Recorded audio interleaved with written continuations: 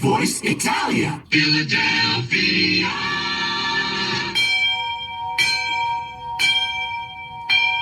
Class is now in session. Christopher Columbus University is on air from Philadelphia and broadcasting worldwide from within the shadow of Marconi Plaza. Radio Voice Italia is proud to present a recurring segment with civil rights author, professional researcher, and renowned Christopher Columbus expert, Robert Felix Petrone, Esquire. Buongiorno tutti and welcome to Radio Voice Italia's Christopher Columbus University, where we teach you the truth about the greatest hero of the 15th and 16th centuries, Christopher Columbus, and update you on the international efforts to preserve Christopher Columbus's legacy. I'm your host, il professore, Robert Petrone.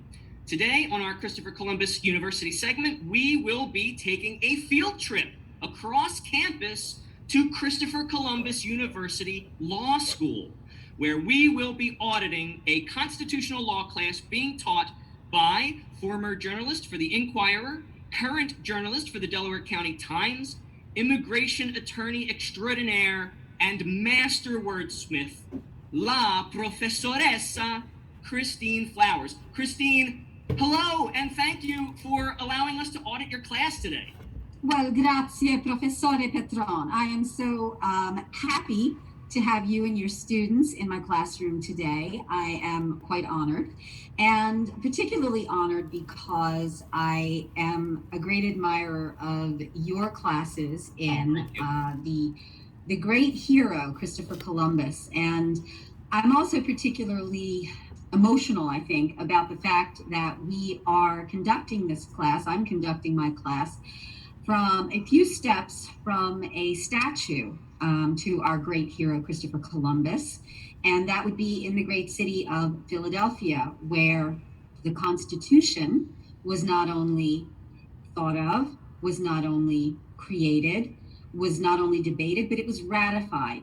And the tragedy, I think, that we're going to be addressing in today's seminar is the fact that in the city where the Constitution, which protects the rights of all citizens of the United States, was created, the citizens of that city, Philadelphia, some of the citizens in that city, are having their rights threatened by the executive of that city, and that would be the administration of Mayor Jim Kenney. So let's do a little bit of backtracking. I know that you have given a magisterial overview of the attacks on Christopher Columbus, on his legacy, on his works, on his nature, his character over the past several weeks.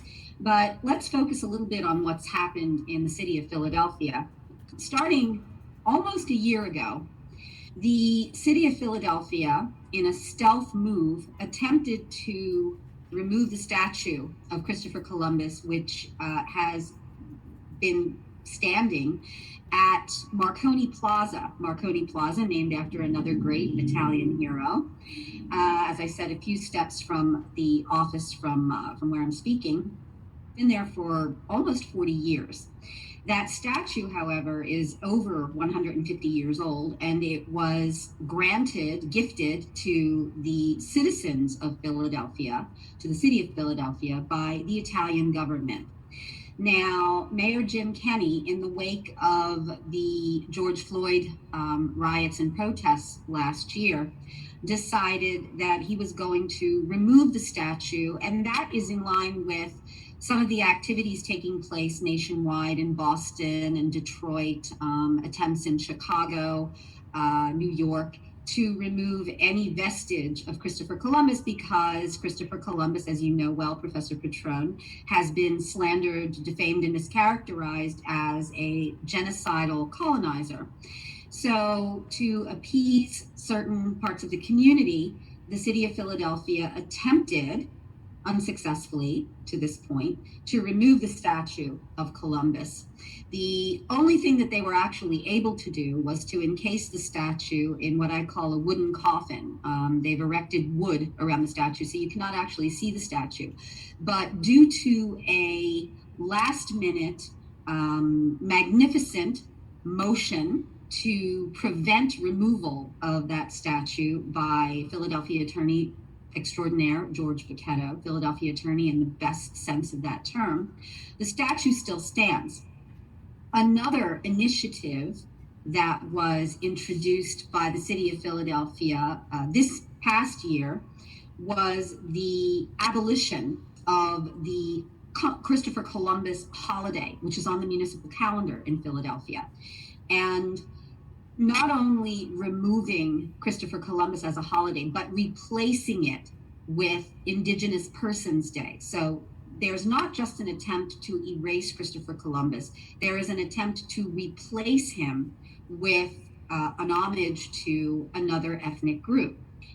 In addition, there have been several other initiatives and acts taken that finally the Italian American community in the city of Philadelphia said enough. They saw that this was an attack on their rights, on their privileges, on their dignity. And so a federal lawsuit was filed several months ago against the city of Philadelphia by four separate plaintiffs, 2 groups and 2 individuals. And that lawsuit is a federal lawsuit. And that's important, Professor Petrone, because a federal lawsuit can have national impact. It won't just have relevance for the city of Philadelphia or the state of Pennsylvania. If there is a favorable ruling, a ruling that is favorable to the plaintiffs, to those who are trying to protect the rights of Italian Americans, Italian Philadelphians, Italian American Philadelphians, that favorable decision can be used in other circuits and other jurisdictions, out west, in the Midwest, in the South, in the Northeast. So that's why filing a federal lawsuit is so extremely important. The lawsuit alleged discrimination, ethnic discrimination, violation of equal protection. And the plaintiffs, as I said, there are 2 organizations. One is an umbrella organization that includes many different Italian American organizations, including the Philitalia, which had its roots in Philadelphia, but has become an international organization with chapters around the world. The 1492 Society, which is an organization that has traditionally and extremely effectively and well managed and conducted the Christopher Columbus Day festivities. Jody Della Barba, who is an officer, this is one of the individual plaintiffs, Jody Della Barba, who is an officer of the 1492 Society and also a resident of Philadelphia, a very proud Italian American resident of Philadelphia. And Mark Phila, who is a Philadelphia city councilman. He is a member of one of the organizational bodies in the city of Philadelphia, a publicly elected official in the city of Philadelphia, an Italian American, who has also joined in this lawsuit. He's also, as I said, an Italian American. And the city of Philadelphia, when it received this lawsuit, attempted, as many defendants do, to have the lawsuit dismissed. Now, what does that mean? They filed a motion to dismiss. Now, a motion to dismiss is basically saying to a judge, even if everything that the plaintiffs are alleging is true, it's just assuming that everything that they're saying, all of their allegations in their complaint are true, there's still no legal cause of action. This is not a valid lawsuit. This cannot stand. There is no claim that is cognizable under the laws, the statutes, or the Constitution. And a lot of defendants do that. It's almost legal malpractice if you don't file a motion to dismiss. And so, of course, the city of Philadelphia filed a motion to dismiss. However, their motion to dismiss does not have a great deal of merit, and I'm being polite here. First, they attack the standing of the plaintiffs, the standing of the individuals and the organizations that are filing suit because their civil rights are being violated. Now, standing is an esoteric legal principle, which basically says, do you have the right to even be in a courtroom? You, person, filing this lawsuit. do you have the right to make a complaint? And in order to establish whether or not a plaintiff has standing, you have to look at three factors. Number one, has an injury occurred? Does the person who is in the courtroom complaining that there is an injury, is there an actual injury, in fact? And then you have to look at, is that injury fairly, reasonably traceable to the act of the defendant, to the acts or omissions of the person that you're suing? And then finally, you have to determine whether or not a favorable decision, a decision that in favor of the plaintiff, that would find in favor of the plaintiff, would that do anything to redress that injury? And the city of Philadelphia, basically the mayor of Philadelphia, Mayor Jim Kenney, has argued that the plaintiffs have no standing. And I don't want to get into too much detail on the standing issue, other than to say that George Bigetto, in his memorandum in opposition to the motion to dismiss, George Bigetto, again, and I don't know if I mentioned this, George Bigetto is the same attorney who filed the temporary restraining order against removing the Columbus statue last year, is the same attorney who has filed the federal civil rights lawsuit. And Mr. Bigetto, for whom I have immense respect, and in another episode, if we had more time, I'd be able to talk about his storied history as a Philadelphia attorney. But suffice it to say, he is exactly the sort of person that we want defending and protecting our rights. In any event, Mr. Bigetto has filed a response to the motion to dismiss and has clearly established that the plaintiffs do, in fact, have standing. The injuries that, as I said before, are being cited in the complaint are manifold. First, the removal of the Christopher Columbus statue. And I need to say something here.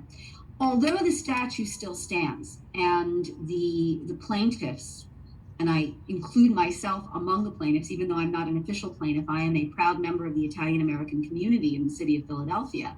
And this lawsuit represents all of us. While the statue still stands, that statue has been effectively, constructively removed from the city, because when you are driving south on Broad Street, one of the main arteries of the city of Philadelphia, where that statue proudly stood for decades, when you now drive south or even north, you only see a wooden box. And if you were not, I'm going to use a term that you've heard many, many times, if you were not indigenous, if you were not a native of the city of Philadelphia, you would not know what was behind that wood. The city did not even have the decency to use a clear plexiglass covering. They did this as a matter of spite. And so that was one of the bases of the lawsuit, that attempting to remove all vestiges of Christopher Columbus, of this statue, was an ethnic assault, was an assault on the ethnic integrity of Italian Americans in the city of Philadelphia. Again, the removal of Christopher Columbus Day as a holiday from the municipal calendar is another assault, particularly when you are replacing it with a holiday that honors another different, equally situated ethnic group. Another claim made in the federal lawsuit was that, and this was specific to the COVID situation, the city of Philadelphia gave preference to certain communities, certain zip codes in the city of Philadelphia, where there were particularly vulnerable populations when they were trying to determine who they were going to give the vaccines to. And South Philadelphia, which has a very high concentration of Italian Americans, ethnic Italians, and has traditionally been the area of the city that you first think of when you think of Italian American. In fact, the Rocky movies incorrectly, people believed that the Italian stallion lived in South Philadelphia. He did not live in South Philadelphia. The film was actually, the area where he actually lived was Kensington, which was a different part of the city. But the idea of Philadelphia, South Philadelphia, being an Italian-American community is so strong and so historic and so traditional that it's difficult to separate out South Philadelphia from its Italian identity. And so the city of Philadelphia actually deliberately excluded a set of zip codes in South Philadelphia, particularly 19148, which is the zip code from which I'm speaking to you right now, from consideration for preferential treatment with vaccine distribution. And there are many elderly individuals who live in the 19148 zip code, many elderly Italian Americans who live in that zip code, and they would have been particularly vulnerable to the COVID virus. And therefore, this is another argument being made in the federal lawsuit, that there has been deliberate discrimination against an Italian American community from a health perspective. And another ground of complaint is that another memorial to Christopher Columbus down on Columbus Boulevard, which is another main artery of the city of Philadelphia. There is a beautiful memorial, a modern memorial. It's not a statue of Christopher Columbus. It's more of a modern it's a modern design, but it represents Christopher Columbus. And at the base of that monument, there were the names of important, substantial, weighty Italians. Those names have been covered up. There is no reason, there's no justification, there's no legitimate basis to have had those names covered up on that memorial, that monument. And therefore, all of those grounds are being raised in this federal civil rights lawsuit. And I believe, I'm not sure, Professor Petrone, you might correct me on this, but I believe that this is the first time that a federal civil rights lawsuit has been raised alleging discrimination against Italian Americans in recent years, particularly in the wake of this wave of attacks on Christopher Columbus in particular, and in Italian American heritage and ethnicity in general. So I backtracked a little bit to give you a basis of the federal civil rights lawsuit. As I said, the city came back and they filed a motion to dismiss, first on standing, which I said, obviously, that particular ground was dealt with expertly by counsel Bigetto, by George Bigetto, in establishing that, in fact, every single one of the plaintiffs have suffered an injury, that the injury is directly related, not only causally connected, but directly attributable to the actions of Jim Kenney, Mayor Jim Kenney and his administration, and that if the relief that is being sought by the plaintiffs is granted by a judge, that will in fact do justice and make whole those plaintiffs and redress that injury. The city also makes a very specious argument that the mayor of Philadelphia had a First Amendment right to free speech, governmental speech, that in removing, and this is with specific respect to the, it relates both to the removal of statues as allegedly communicating a particular message, governmental message, but also with the Christopher Columbus holiday, that the government, represented by Jim Kenney, and in particular Jim Kenney as an individual, has a right to free speech, has a right to say what he and what the city believes is appropriate speech for the city. Now, first of all, and this is something that I personally have an issue with, those of you who are students of constitutional law understand that the Bill of Rights are the first 10 amendments to the Constitution. They were not originally part of the Constitution. They came afterwards. So when you talk about the Constitution, many of us, when we talk about the Constitution, we actually are talking about the Bill of Rights. When you talk about your First Amendment rights, yes, in fact, the amendments are part of the Constitution, but you're actually talking about the First Amendment. You're talking about the Second Amendment when you're talking about your right to bear arms. You're talking about the Fifth Amendment when you're talking about your federal right to due process. The 14th Amendment when you're talking about your right to due process through the states, and more importantly, equal protection, which we're going to talk about in a minute. So, and the Bill of Rights were created to protect the rights of the individual against encroachment by the government. And so it is a bit ironic for the government in the form and in the presence of its mayor and the executive and the administration of the city, the government itself, to claim some kind of special protection and privilege that is designed to protect individual rights against governmental encroachment.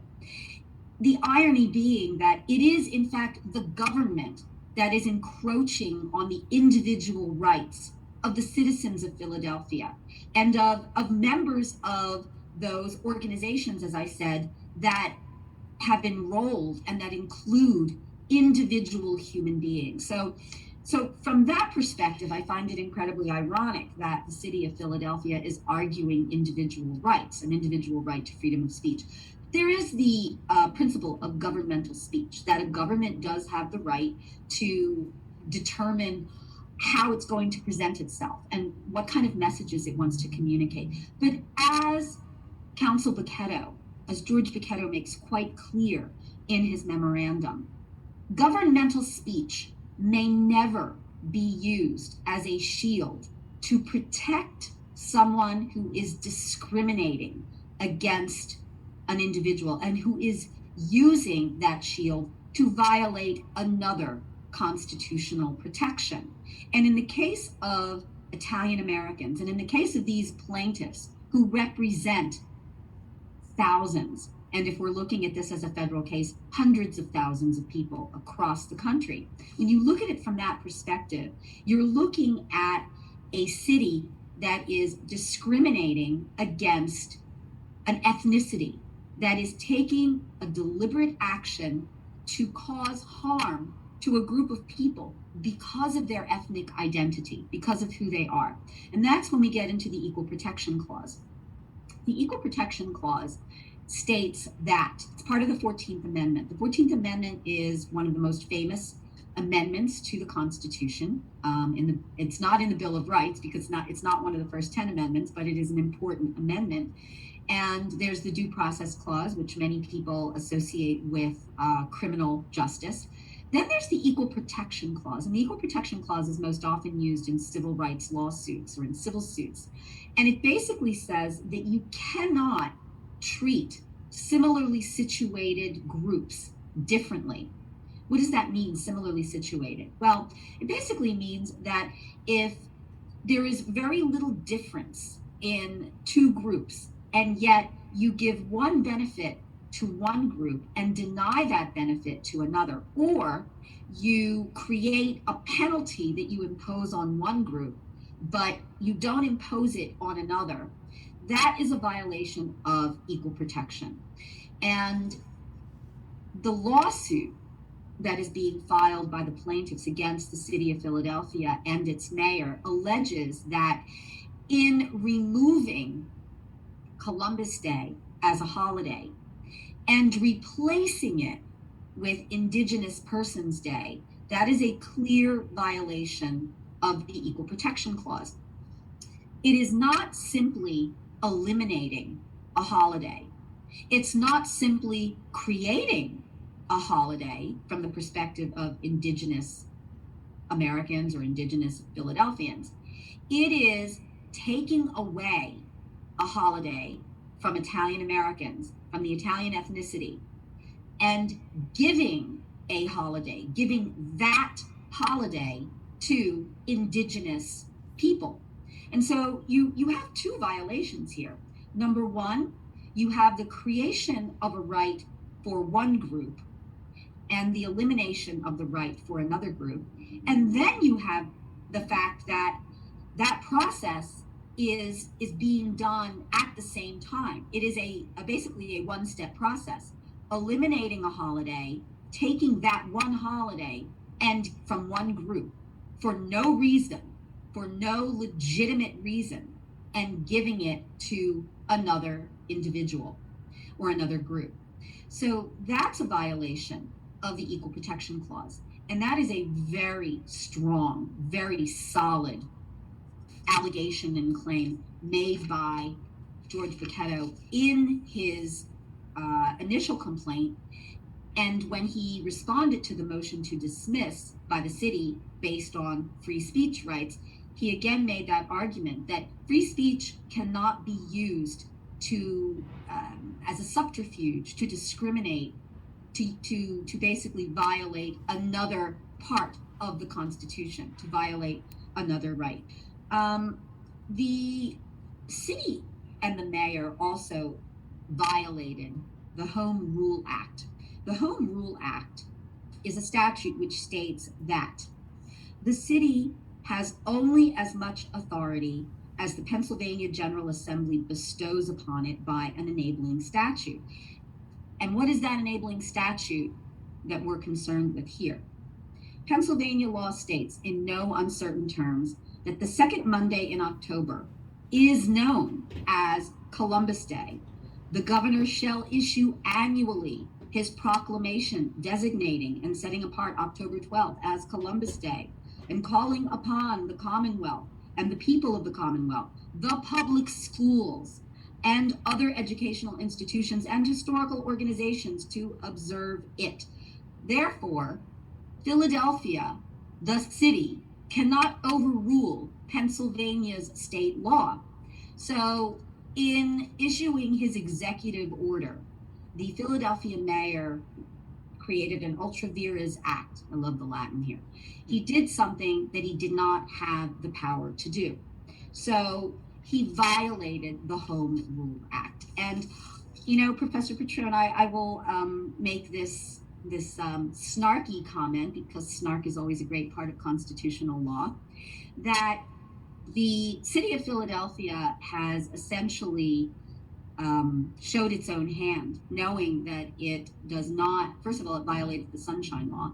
It does not have standing here, or it does not have the authority to issue that executive order because they understand that they violated the Home Rule Act. The city and the mayor have admitted by their own terms that the executive order, it not only implicates the Sunshine Act, but it requires that the civil service regulations as currently written be changed, because in their brief, they had a footnote and a placeholder that basically said, this placeholder is to consider a footnote which addresses that effectuating the executive order in its entirety must include amending the civil service regulations, and that process is underway. If that process is underway, it hasn't happened yet. So the act that was taken by Mayor Kenney essentially violated the Pennsylvania Home Rule Act, and there are no civil service regulations that authorize that.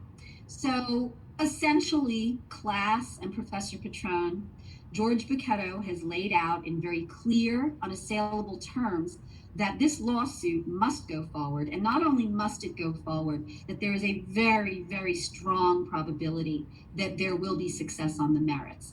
And I am very grateful that you let me express my views and explain to you a little bit of the background and the legal history of the controversy. And let's hope that the next time we meet and the next time that we speak, that wooden box will be taken down from around the statue of the great Christopher Columbus, and that we will still be celebrating Christopher Columbus Day this October 12th in the great city of Philadelphia. Your lips to God's ears. Thank you. And you mentioned that one of the organizations under the Conference of Presidents umbrella organization is Phila Italia International, which is, as the name implies, is an international organization. So really, I guess this lawsuit is really sort of the world against Mayor Kenney and the city of Philadelphia, wouldn't you say?